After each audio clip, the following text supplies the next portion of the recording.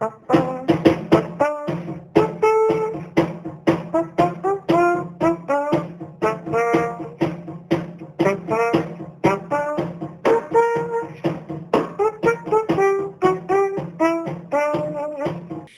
I will call the meeting to order. Okay.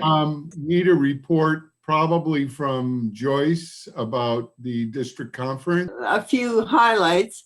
Number one, there's always a best club in the district, and we won the silver award. We are the number 2 club in the district. Can you believe that one? So altogether, we really did very well.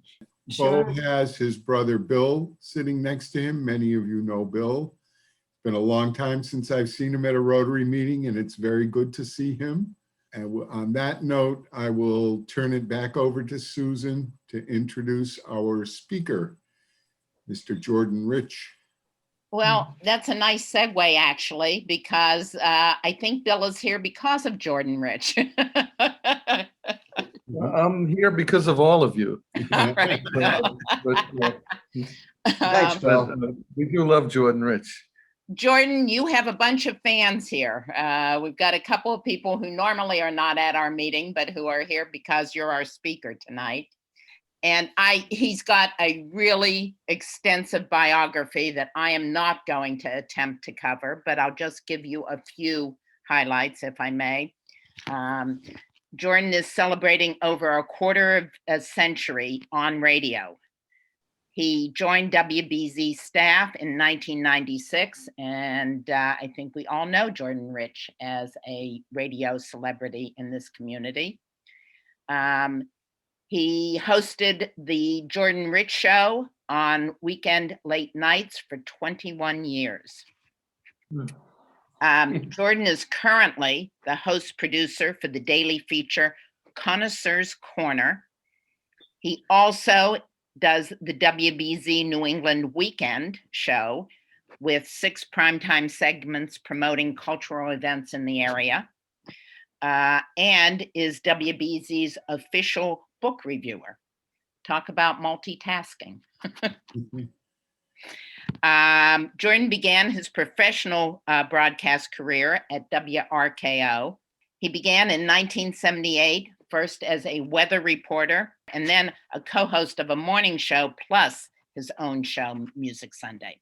Jordan is co-owner of Chart Productions, Inc., a highly respected audio production agency.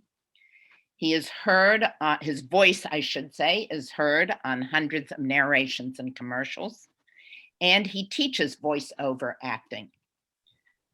His main focus these days is on podcast creation and production. And he is particularly proud of his own podcast, On Mic with Jordan Rich, featuring conversations with the world's most creative people.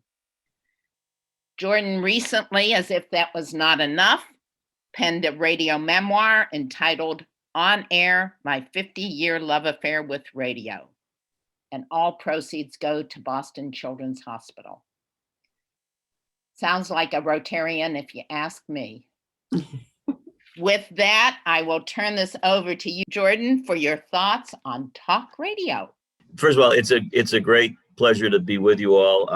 Joyce and I have been working on various projects, just coincidentally, and it's been a joy to work with Joyce and now Susan, and to see my brothers from another mother, Bo and Bill. Can't wait to get together with you guys and see you playing live. I know you're doing that again, which is awesome. But thank you very much. You made one mathematical mistake, Susan. It's not your fault, but you said a quarter of a century. It's actually a half a century, if you really want to know the truth. It's 50 years, because I started when I was in the womb at a very young age. Actually, I was 18 and a half, almost 19 when I started professionally. So I've been around a long time, but doesn't make any difference. It's still as much fun as it was all those years ago. So what I thought I'd do is tell you a little bit about the industry and where I think things are going. I do want to open it up because I love two-way conversation, or 8 or 10-way conversation. We'll take questions and comments as we go at the end. But Some of you have actually been guests of mine over the years. Others will be in the future. You never know. The essence of what I do, and I'm still doing it as a podcaster, and I love my new role, is I'm a storyteller, and I'm also a questioner. I'm a curious person. I'm not a fighter. I'm not a battler. I don't yell and hang up on people for the most part. Barely ever do that.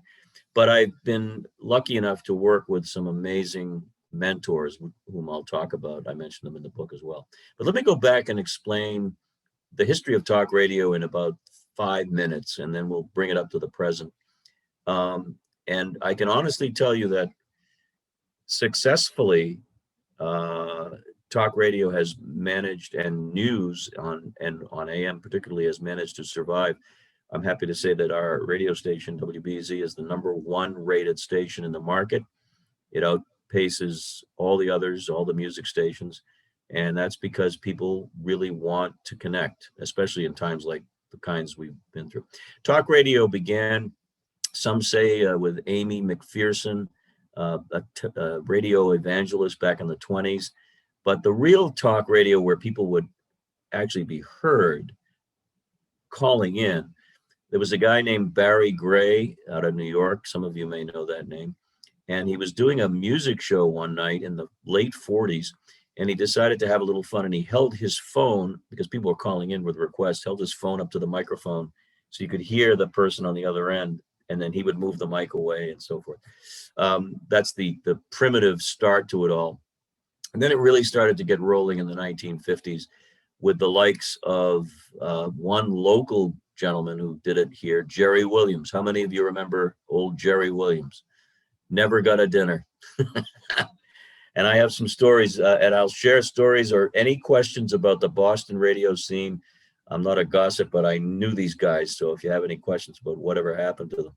So Jerry, and along with Jerry came a fine radio station, WEEI. At the time, it was 590 on the dial. Many of you may remember that. And it was a very popular talk station in the 60s. Let me back up, though, a little bit, because a dear friend of mine has been gone for 30 years, but it's like he's never left, was the very first talk show host in Boston. And he had a deep voice, and you hear him from 1967 to 1992 at Fenway Park. Anyone know the name Sherm Feller? Of course, right? Well, Sherm was a raconteur. He was a Damon Runyon character, and he did radio, and he composed songs. But in early 1940s, during the war years, he was doing a radio show at the old WEEI. And in that capacity, he would have big names come through. Nat King Cole, big band leaders, the Mills Brothers. And he would sit there and talk to them on the air. And people would call in, and you would hear a one-sided conversation. Hello? Uh-huh. Yes. Okay, I'll tell them. Click. This is before we could put phone calls on the air. Anyway, Sherm was the first, and he became a legend in this market. Then in the 1960s, you've got WEEI with the likes of Jim Westover, Howard Nelson, Len Lawrence, some amazing characters. Paul Benzequin, who wrote the #1 book on the Coconut Grove fires. So that's another story altogether. I knew all of these people.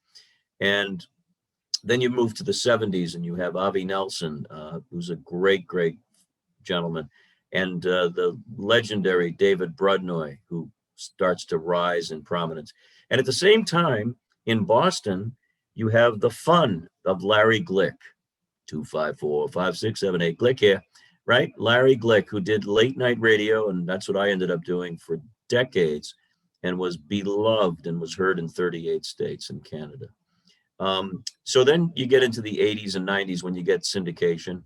That's when the late Rush Limbaugh began his program in the middle to late 80s, when stations started to clump together. Big owners owned everything, and they deregulated the industry. People like Gene Burns and Dick Syed and all these great guys, I worked with them all and learned from each and every one of them. But as far as the talk radio of today, it's changed. And I think we all know that. I mean, we were signed on as journalists and as broadcasters first, and then talk hosts secondly. Now it's just the other way around. If you're a celebrity, and if you're a writer with a column, or you're a lawyer or a former inmate, you have the chance to get yourself a talk show. And because the media are really focusing on things like clickbait, which is basically, how can I get attention? And for those of you who are old enough, and believe me, I'm in your generation, a little on the lower side, you remember the likes of Edward R. Murrow, Walter Cronkite, Russell Baker, Catherine Graham. I mean, these are giants in journalism, and they actually studied and practiced journalism as objective as you could be in a time when it was much more important to be objective, I think. And that's gone away. And it's gone away for a lot of reasons that we can talk about together, and you can opine with me. But one of the things about talk radio that I learned was, and it's something I write about, is the connection that I was able to make with my audience. And I still have that connection to this very day. And I didn't just wake up one day and figure it out. I learned it from some masters of the craft. One such master was Norm Nathan, who, be still my heart, is such a part of my life. I knew him. I worked with him at RKO. I listened to him as a kid with Sounds in the Night. And what do I mean by connection? It was known that Norm's specialty was tickling you in the middle of the night, tickling you, of course, not literally, but sort of peripherally with his sense of humor. And he did so with a warm and engaging style. Now, everyone's different. Everyone is unique and everyone's special.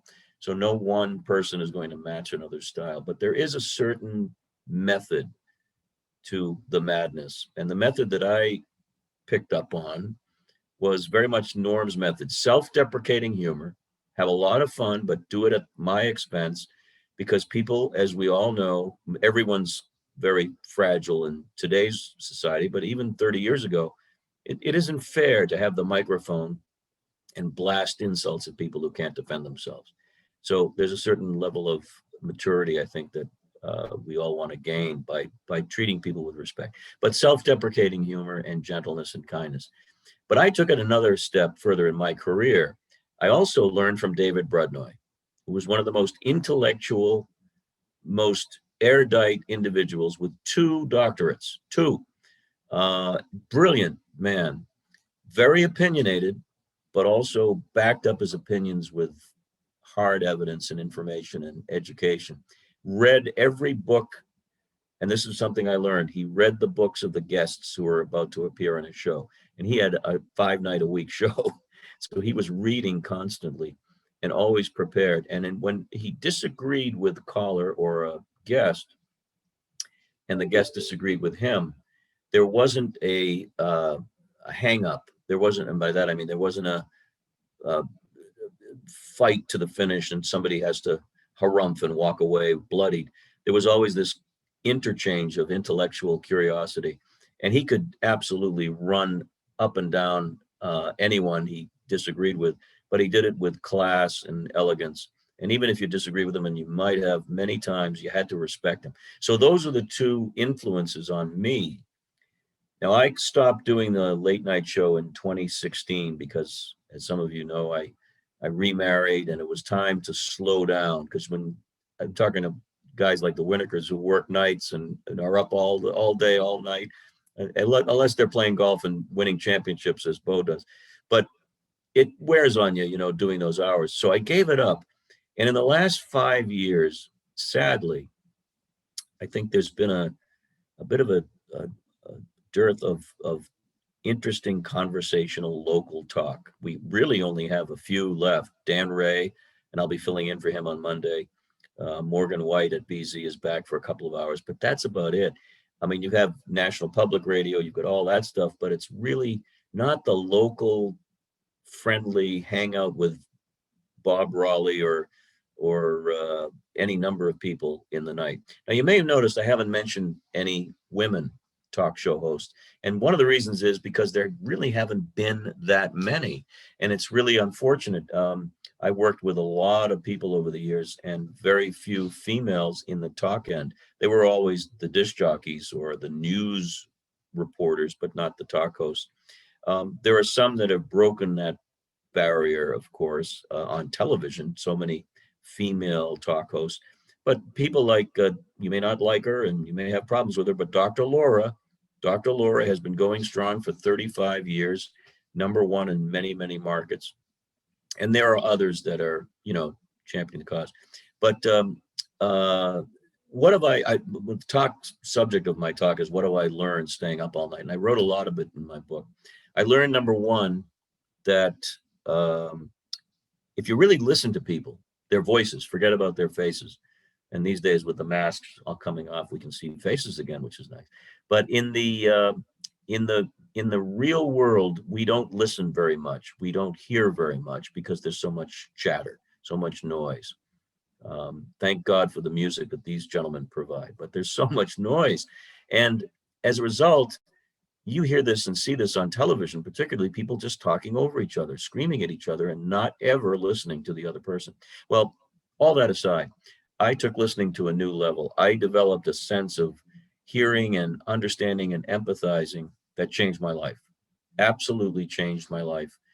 I had been very much a performer my entire life, but when I got to do this job at BZ for many, many years and realized the power of the signal, 38 states in Canada, this is before the internet, and people would call in, strangers, anonymously, and share some of their deepest secrets. Now, sometimes it was fun and a lot of times it was fun, but oftentimes it was touching and poignant and very real. I got an education that started at midnight that I never got in life, ever, because I met people who were addicts. I met people who were imprisoned, actually inmates. I met people of faith, religious people. I met atheists.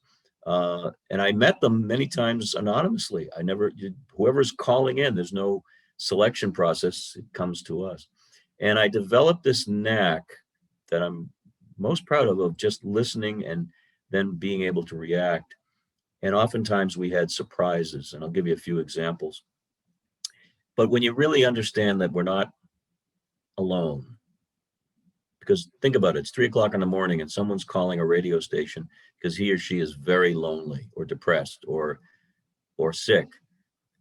That feeling that you're not alone, that somebody's listening, just happens to be a guy on the radio with 50,000 blowtorch watts, is a huge deal. It's a connection. We went through a year without connection, except for the electronic kind.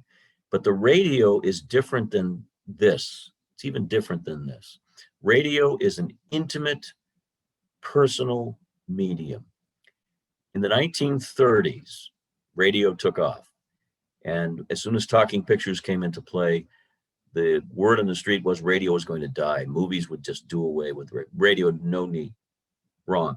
Same thing with television. Radio is going to go away. Television's going to win. Nope. Same thing with the internet. All of it, it's still there. And as a podcaster, it's all about theater of the mind. Everything we're doing is audio now. It's amazing. But I learned empathy. And I really believe that there are people out there who want more of this. I'm not going to put words in your mouth. Want more understanding, want more people to listen, to get along, disagree without being disagreeable. Another thing that I learned was that oftentimes less is more. Now, I'm a talker, and my wife tells me I talk too much, and I do. But I'm also one that realizes that sometimes you'll want to let the other person tell the story. And at times it can be very disturbing to the audience. Prime example, and there's unfortunately a rash of this going on now, anti-Semites, anti-Semitism. They're always lurking out there. And I learned early on that haters are good. It's good to hate the haters because they're wrong and they're misguided. But the best way to draw a hater out and to get reaction by the rest of us is to let the sun in the middle of the night shine down on these haters. So I would have occasionally, rarely, once a year, a wacko who would call in and attack any group or any individual or just be really low-handed. And I would let them go and toy with them. I would just play around with them a little bit. And then I would get letters and comments. How could you allow that anti-Semite or racist or bigot or idiot go? And I said, every time I said, this is the best solution. Let the world see and hear what's going on. And the greatest thing of all was always the masses coming to the rescue and saying, this is wrong. I'm glad you put that on so we could say how stupid it is and how unfair and ignorant it is. So my faith in human nature was always preserved, always felt better about myself and about what I was doing because I knew the audience was out there. Some people ask me, what's it like to sit in a room all by yourself and not see anybody except the engineer? Maybe. And I always respond to students when I'm talking about this. I see them, I feel them, I feel you, I see, I feel, I experience it. I can't describe it, but it's a connection that happens.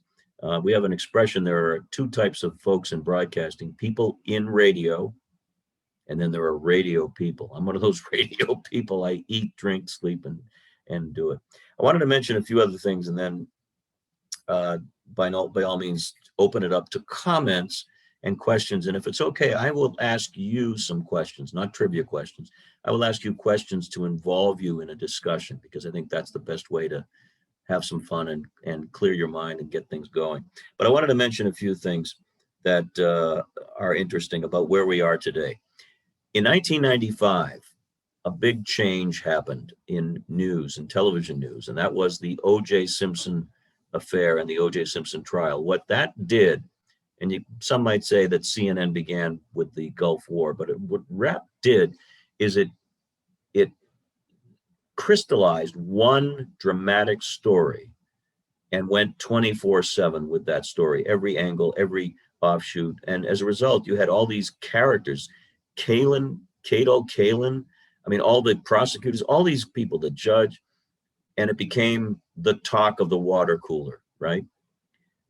Today on the news, just to divert a second on the local news, there was a big story that ran half the newscast of a guy on a moped escaping the police on Route 93. And you could tell the story in about 20 seconds. They caught the guy, no one was hurt, but because they wanted to show that helicopter scene of the chase, it went on for half an hour. But getting back to 95, you have the 24-hour news cycle. And then in the late 90s, you have the internet, which really takes off. And you have, as I said earlier, something called clickbait. The idea now is to throw out something on Twitter or any of these social media platforms and say something outrageous and have a bunch of people either agree or disagree, and that becomes the news. In other words, the news is not about real news. It's about what somebody wrote about the real news. And I enjoy looking at Facebook and all that kind of stuff, but I stay away from that because I realize it's the public square, and I love that, but it's also not real. And it's also generated by people with a point of view one way or the other. And it's very, very dangerous. And what's happened is, in my opinion, we've gone from as objective as you can be as a human being, the objective school of journalism, to let's say whatever we want to say and we'll figure it out afterwards and just get reaction. Okay. So when I'm working at BZ for Dan, or when Dan's doing his show, we have an opinion. We express our opinion, but we certainly try to back it up with some semblance of argument and thought. But that's not being done anymore. Media are all over the map. And if you didn't think so, just look at what happened in the last couple of days with the China story, which is blowing up right now, about the some evidence, circumstantial but very positive, strong evidence that maybe this was a laboratory accident. But the media has decided early on that no, it couldn't be, and anyone who even raises the question is to be shunned. And this is happening on a lot of fronts in a lot of areas. So it's a problem, and I think the likes of, I wrote some names down here, the likes of Don Hewitt from 60 Minutes, or Nat Hentoff, the great jazz writer who was a great journalist. You guys are nodding, I know you know that name. A guy I interviewed twice, I loved him, Pete Hamill, David Halberstam. These are giants, and even though they were opinionated and were fascinating and colorful, they stuck to the script, which was who, what, when, where, why, how. And they wrote journalistically, and they also knew how to write, which is another problem of today. And one more thing, I was watching something on TikTok. I can't believe I said that. I don't have a TikTok account, but, it was much like what Jay Leno used to do, taking questions to the people on the street. Question was, tell me, when is the presidential election held every 4 years? What month? Nobody could answer. What state, somebody thought Canada was one of our states. By the way, I don't think we want Canada as a state. They got too many problems. All these kinds of things. And I thought, we're not teaching history, civics, basic frame of reference stuff to our younger people. And because the population is not quite as informed, these media groups can sort of take over and sort of dominate. That's why I think it's important to really pay attention. And I know you guys do, even the youngins like David Crook. I know you do. I know you're paying attention. And that's what we have to do. We have to be on our game as media consumers, because it's a lot of nonsensical, backwards information out there. Talk radio, though, is a medium of opinion. It's a medium of entertainment. And I'll close with this. Everything I've said about radio, TV, broadcasting, the ideals are in place. We need to keep those ideals. But remember, it is still a business. And the goal is to get people to listen, to watch, to spend their money as advertisers spend their money. The goal is to stay in business. And I think that's actually a good thing, because it motivates people to be better. And even NPR is a business. That's why this program is made possible by a grant from the Susan Rack Foundation, whatever. So I don't want to go on and on. I just want to say I love the work I do. My book is about my career. It's about Boston radio. It's also about my personal travails. Every one of us has personal challenges. I am a widower. My first wife passed away in 2013 after a long battle. And I went and suffered, like so many people, with clinical depression over the years. The happiest guy in the world, dealt with that, figured out what I had to do, and it was really tough. But all these things form my story, and I've shared a lot of my story on the radio. And that is my final point. I have the faith in the audience, the connection, the relationship, that I could get on the air and talk about what was going on in my life. And I'll close with a story about that. When my first wife, and I'm remarried to an amazing, beautiful lady. Some of you know her, Roberta. So I've had the great honor and luck of finding love for a second time. But my first wife, Wendy, who was a sweetheart, when she passed, I took time off from the air, of course, for 3 or 4 weeks. I came back, and I tell this story in the book, and I came back and I knew that I would have to tell my story, because everybody knew that this happened. Everybody knew about her situation and mine. So I said to the producer, it was midnight to 1. I said, please, let's not take any phone calls. I need to tell the story. And what I did was I just took a notepad and I wrote down bullet points, things I really wanted to say about how she prevailed during tough times, how the family's dealing with it, the sense of loss and what it meant to us and all that. I just wanted to share, and I wanted to move on. I was about to move on. I saw a phone line blinking. And I said to the producer in the intercom during the commercial, I said, don't answer that. I don't want to. And it picked up the line. It was only one line. And he said, you better take this call. I said, I told you, I don't want to take any calls. He said, no, you better take this call. I really think you should take the call. So it's about 6 before 1 o'clock before the news break. I say, okay, I've talked enough. I'll take the call. Yes, you're on WBZ. And it turns out, and this is the power of the medium, and this is the power of connection. Turns out it was a nurse from Mass General Hospital who had never listened before because she never worked that shift. She just gotten off. And for some reason, she put the radio on and she was listening and she heard the story. And she said, I just wanted to tell you that I was a nurse for your late wife. She had had surgery, major surgery, about 11 months earlier. And we started talking, and, it was very emotional, but she said, how she remembered how Wendy had talked about her family and about me on the radio and all that. And it was just ridiculously amazing. So I say that because the connection is real, and it flowed right from her to me to hundreds of thousands. After that, I thought we'd move on. We never got off the subject of loss and dealing with that, and finding the good, if there is any good, and there is in that. So I will end with the formal presentation. I sure wish the Winnikers were playing me out with some of their great music. But I would, if you have time, if you want, I'll be happy to take some questions or ask or pose a couple of questions. Tell me what you'd like me to do. Joyce? I'll just remind everybody that I have muted you all. So in order to ask your question, you're going to have to turn on your microphone, please. I'll tell you what I'll do. I'll throw out a general question, and then please ask any questions. And you can also ask specific questions about stations, personalities, individuals, because I know just about everybody, and I knew just about everybody. But the question is, what bugs you about current media? That's pretty broad. And what's your favorite media outlet to turn to for talk or information? That's all. Just a quick question. But anyone have a question for me while you ponder what I just asked you? Yeah, I'd like to know if your first wife thought you talked too much. Everybody thinks I talk to them.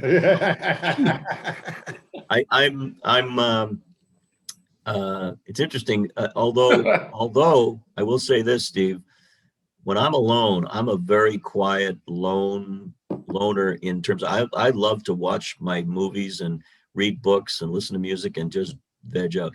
No, when I was in elementary school, I was doing shows in front of the class and imitating the teachers, and this is the only field I could be ever in, this or theater or something like that, just to be a show off. So yes, I talk a lot, and I'm very loud. You can probably hear me without the internet. Yes, Susan. I'm curious, why do you think women have had more success as hosts on TV than on radio? There has been an old boy network, let's face it. Radio always catered to men and male announcers and people with deep voices who cupped their hands. Women had a tough time breaking in until the early 70s. In the 60s, if you listen to disc jockey radio, there were no women, none, zero. It was always considered a male-dominated medium. And then it started to break through a little bit in the 80s and 90s, but you're absolutely right. And I do believe a big part of that has to do with sports radio. Sports radio is very popular, and that's all talk. I mean, when you think about it, talk or games. And there have been a few women here and there, and there still are, but mainly it's a male-dominated field. Women, take it from me, look a lot better on TV than most men. So, and you've got the likes of Oprah, you've got the likes of, in the older days, Sally Jesse Raphael. Man, I go back to Dinah Shore and Virginia Graham, for crying out loud, showing my age here. But women have and the shows that they're doing are often very women-oriented shows. But then you have people like Judy Woodruff, and you got Leslie Stahl, and I think on the journalistic side, they've done really, really well. But it's always the guy smoking the Chesterfield with the suit, holding his hand, George Fenneman style. That's the way radio was born, and it's still that way in many cases. But there's room for talented ladies. Anyone else? You asked a question, I'd like to answer it. You asked what peeves us about modern media, especially the news. And I think there are two things that really upset me. One is that there is a lack of civility and courteousness. And the other is that everything is so opinionated on whichever side the person who is directing the event or the show wants it to be. And I think in many ways, it's destroying our ability to see the truth and to find solutions that are compromises where everybody gets some peace of mind from what the solution is. So that's my answer to your question. And I'll just piggyback onto that and suggest to you what you already know, that it is like the old expression, if it bleeds, it leads, which was an old newspaper expression. The conflict and the fighting and the disagreement and the yelling and the screaming, you could turn on WWE wrestling and that's staged. But the idea is to keep us fighting. If we're fighting, and I believe political forces are at play too, they kind of want us at each other's throats. It's much more beneficial in terms of power for a lot of people. But the media, if it's not exciting, it's not expected to get the numbers. And we're all victim of this. You know, we see an accident, we slow down, right? But it's a problem, Steve. And do you remember, of course you do, the William F. Buckley firing line show? Yes. With that William F. Buckley Jr. character, who did it for 30 plus years. And granted, he was very opinionated. He was a very arch conservative, but he would have on people, Gore Vidal is the greatest example, some amazing footage over the years of the two of them. And they would have these terrific debates, but it never wound up being a wrestling match. Dick Cavett is somebody I absolutely adore. Thank you, a thumbs up. And I've interviewed him twice, and I think he's my hero as well. He's always been the guy who sits back and asks the great question and then gives a retort, and it's fascinating. And you realize even when things are a little uncomfortable, you don't want to leave because it's deep, it's great, it's inspiring. So I couldn't agree with you more. It's a shame. It's a real shame. It really is. George? Oh, Jordan. Yeah, Go ahead. No. Go ahead. Go ahead, George. okay, two things so dissimilar, maybe I'll just do one at a time. Starting with Ted Koppel, there is another person that, despite the hour that it was on, was night in and night out, to my wife and me, one of the most consummate and professional and insightful interviewers. And he was always polite. It seemed to be always polite, but relentless. You know, you couldn't sidestep a Ted Koppel question. He would come back to it. That's very interesting, but you haven't actually answered the question. Couldn't agree more. I'm a big fan. And he got himself into a little scrape with other media members when he criticized them after he retired. And I remember reading some of his stuff, and he's absolutely right. You know, and you said something very important, George. You can sense, you as consumers of media can sense when there's a professional at the helm. And you can sense when somebody isn't. You know, people tell me, I interview a lot of authors, and they say, boy, that's interesting. It sounds like you read the book. And I said, yeah, I did.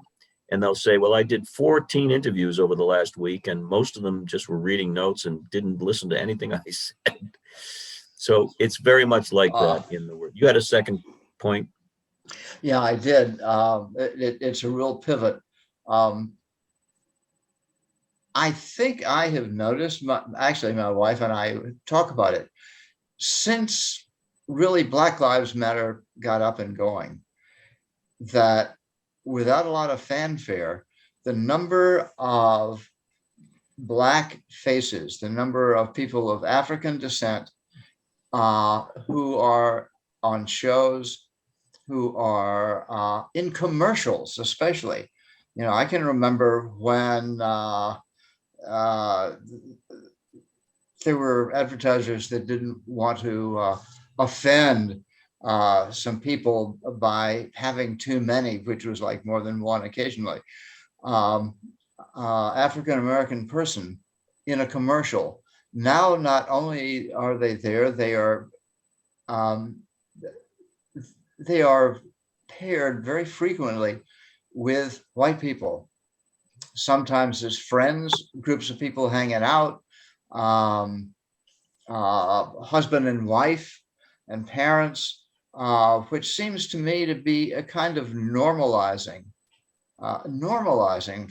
to the world the existence and even the validity, it's hard to say it that way, of Black people. Now, have we just sort of noticed something that's been there all along, or? No, I think it's an absolute truth, and I think it's a response by it's what does the media follow the culture or the culture follow the media? It's kind of blurred now, but I think you're absolutely right. And I do believe corporations are responding to what people are demanding, which is social justice and all that. They may go too far in some cases. I'm not going to discuss anything like that, but you're absolutely right. And also trends.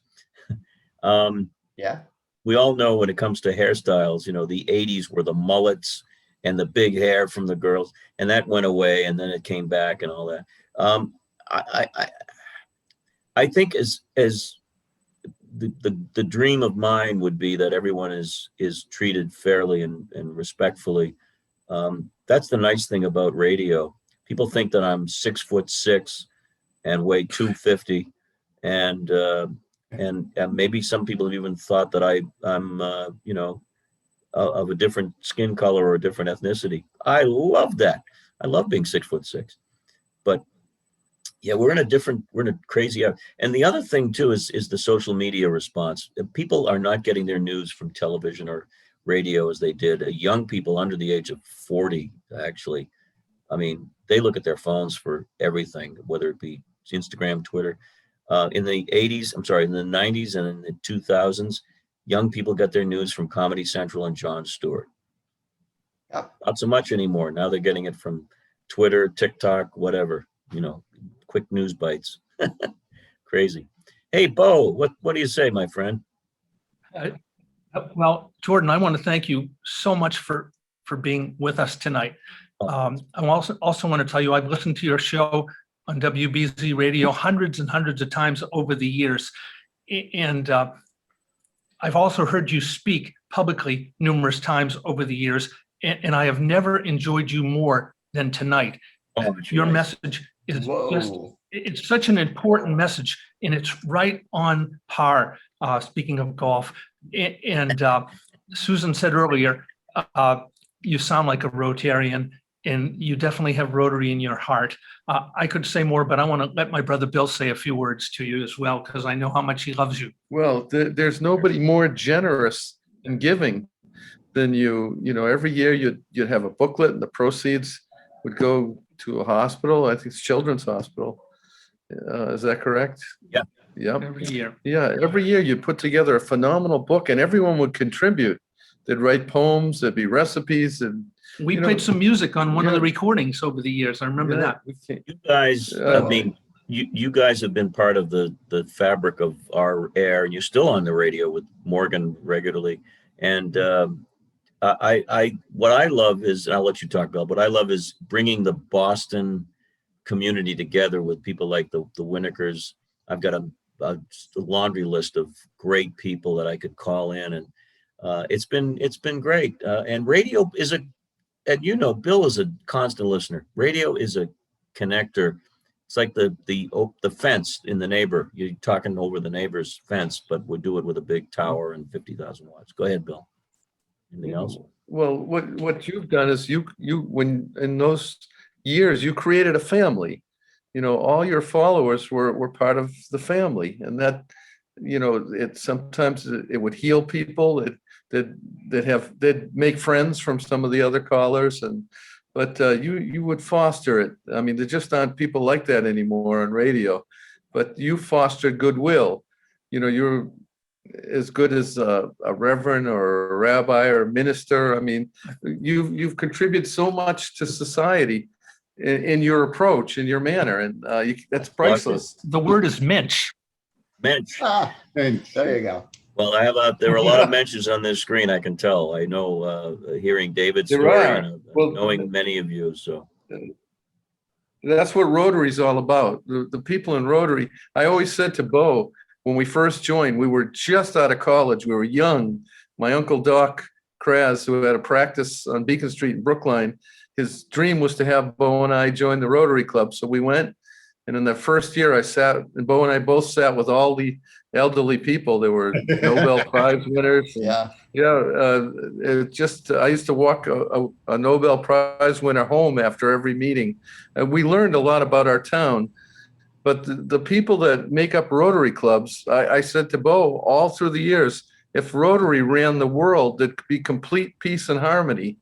And I still believe that if the Rotarians were in charge of the world. And that's why you're a Rotarian in my eyes, Jordan. Your beliefs are the same as everyone here. Well, it's so true. I've been working with Joyce on a couple of projects and trying to help out in any way we can. And I just come from a very simple philosophy. You do good. My sign off has always been the same. Be well so you can do good. What that means is, put your mask on first. Make not that mask, but the mask on the plane. Make sure you're healthy and you have the strength, and then help some other people, and you're going to feel great. It's the greatest gift. When you guys are playing your music, man, it's just making people so happy, especially now that you're back live a bit. And every one of us on this screen, every one of you, that's right, every one of you has given more than you might even think. You're all George or Georgette Bailey, as far as I'm concerned, from It's a Wonderful Life. You just don't even think Well, about Jordan, it. I'm sure. I'd like to thank you, Jordan, very much. You elucidated some things that I think have added to my understanding of what's going on, and I really appreciate that. And I also think that you reminded me of a lot of things that I already knew. I love this. This was so much fun. And Joyce and Susan both have my email address if anyone wants to reach out to me. Bo and Bill, I've got a little project for you guys that I want to have you join me on. It's a TV show on Facebook that I'm doing. I think you know about that, Bill. So you guys are going to be guests in the near future. But if you guys are all set, I'm going to get off and have a little bite to eat. And I wish you the best. God bless. Once again, Thank you so much, Thank you very Jordan. much. All right. Take care, everybody. David, we do wish you well. Let us know where you land, okay? Yeah. Yeah, I appreciate. Yeah, I'll let you know when I know.